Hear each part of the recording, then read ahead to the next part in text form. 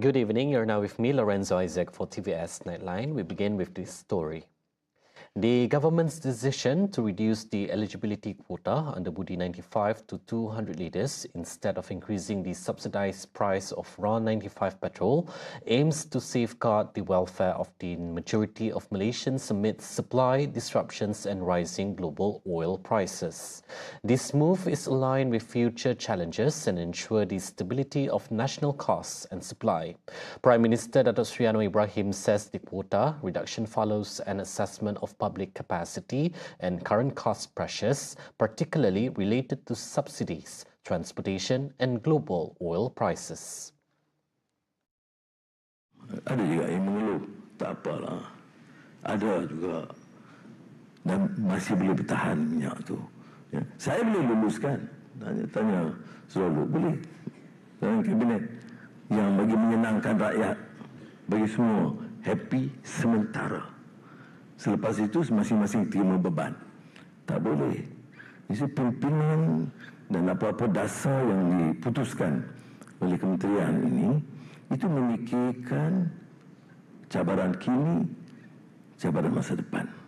Elaborating further, Anna notes that the decision was not intended to limit the people, but rather as a government measure to face global uncertainties and the increasing cost pressures of logistics and risk premiums due to the ongoing conflict in Western Asia. Previously, the government decided to temporarily adjust the eligibility for BUDI95 usage from 300 litres to 200 litres per month to ensure that fuel subsidies continue to benefit the people. The Federal Land Development Authority, FELDA, is in the final stages of selling MERDEKA Palace Hotel to Permodalan Satok Berhad. FELDA Chairman Datuk Seri Ahmad Shabri Cheek says while both sides have reached a handshake deal, they are currently in the waiting room, just one final sign-off from top officials away from sealing the deal. Tentang penjualan hotel MERDEKA Palace yang setakat ini sudah ada persetujuan dengan pihak permodalan Satok dan alhamdulillah kita sudah sampai ke peringkat yang terakhir, perundingan dan setuju kita untuk mendapat persetujuan daripada pihak atas bawah. According to him, as a Prime Minister's Department agency, FELDA is keeping the deal strictly by the book, pledging a transparent sale and following federal regulations to the letter. InsyaAllah ianya dapat diuruskan dengan baik dan kita tak mahu hotel yang begitu, property yang begitu saya rasa penting dari segi sejarah dan mercu tanda penting dalam kucing ini supaya ini tidak jatuh pada tangan-tangan yang mungkin dianggap tidak sesuai dengan keperluan-keperluan negeri dan negara itu.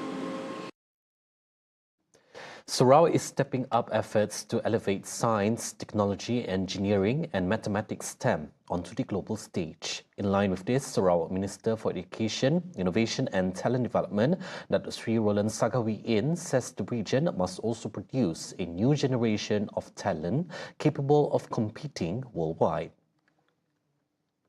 Programs like this strongly align with the Sarawak government's agenda, led through MEIDD, Ministry of Education, Innovation and Talent Development, to develop a generation that is not only educated, but capable of leading change.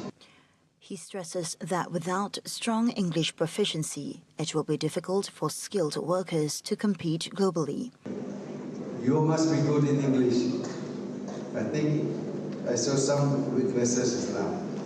Only town schools speak good English. Those from rural school, very few speak good English. We have to emphasize on English. You see, by the year, in the next batch of students by 2027, 28, 29. Because we already started the UPDLP, which is using English for maths and science. The other subjects later on will be, especially for the pure sciences, chemistry, physics, mathematics, and additional maths. Will all be in English. So you have to really master the language. Meanwhile, iSticks 2026, held at Data Putra Udamas, wrapped up today with its highest participation so far. A total of 70 teams of young innovators took part, 34 from primary schools and 36 from secondary schools across Sarawak. Putrajaya and Sarawak are establishing a special joint committee, a move aimed at coordinating Malaysia's carbon policies and finally streamlining the national carbon market. Natural Resources Minister Dato Sri Arthur Joseph Krupp says this committee serves as the vital platform, ensuring all carbon initiatives develop through close consultation between both administrations. The goal is to harmonize the entire system, aligning assessment and registration processes to keep Malaysia firmly in line with its international environmental commitments. Kalau di Sarawak, Sarawak sudah meluluskan Greenhouse Gas Ordinance. Jadi Sarawak already has their rules and their framework. So when we bring the national framework, we need to make sure that we can harmonize the state and the federal, especially with regards to the pricing of the carbon credit. Sarawak cannot have a different pricing, federal also cannot have the different pricing, because the carbon credit that is made or we derive daripada Sarawak, it will also help our NDCs at the international level, especially when we report under the Paris Agreement. That is why the valuation has to be the same, because the reporting is at the country level. Following a courtesy call with the Sarawak Premier, Arthur said discussions also focused on the upcoming National Climate Change Council meeting to be chaired by the Prime Minister. The meeting also tackled border demarcations with Brunei and Indonesia, alongside the latest progress on returning federal land to Sarawak under the MA63 agreement. Kembalikan, dan baru-baru ini kita telah meluluskan untuk 11 lagi lot tanah untuk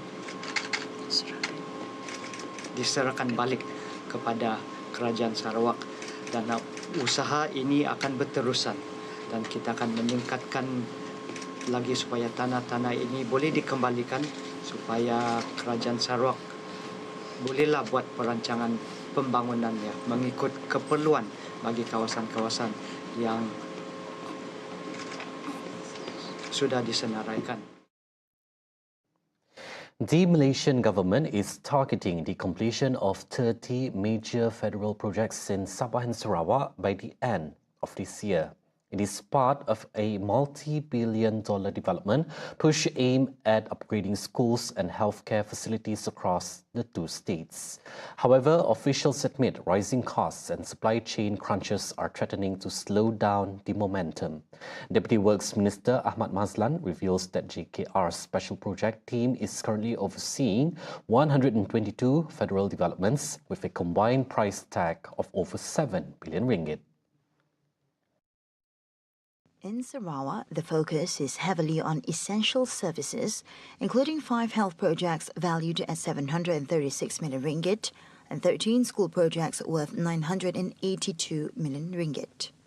Sarawak sees a similar push, with 30 school projects totaling over 1 billion ringgit currently underway. While the majority of these sites are progressing on schedule, the minister says the industry is hitting a brick wall when it comes to raw materials.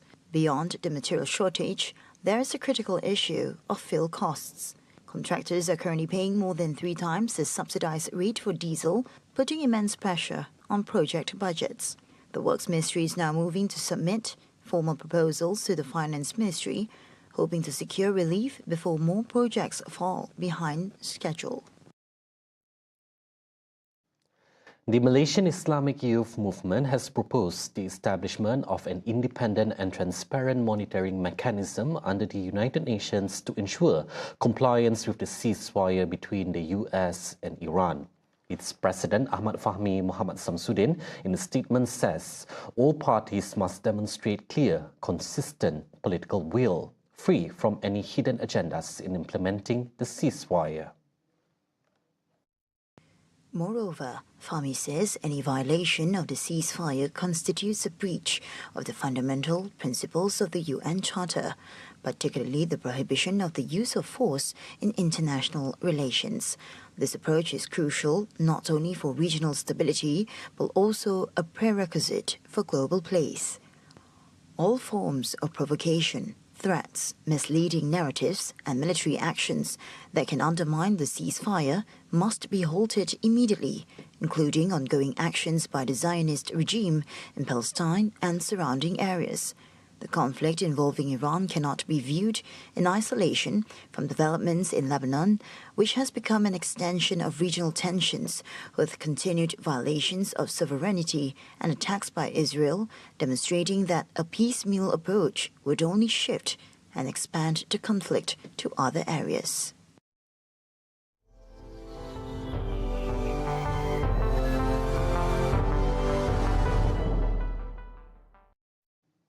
A Palestinian journalist, Mohammed Wisha, attached with Qatari Al Jazeera television network, was killed after Israel struck Gaza, bringing the death toll of journalists killed since October 2023 to 262.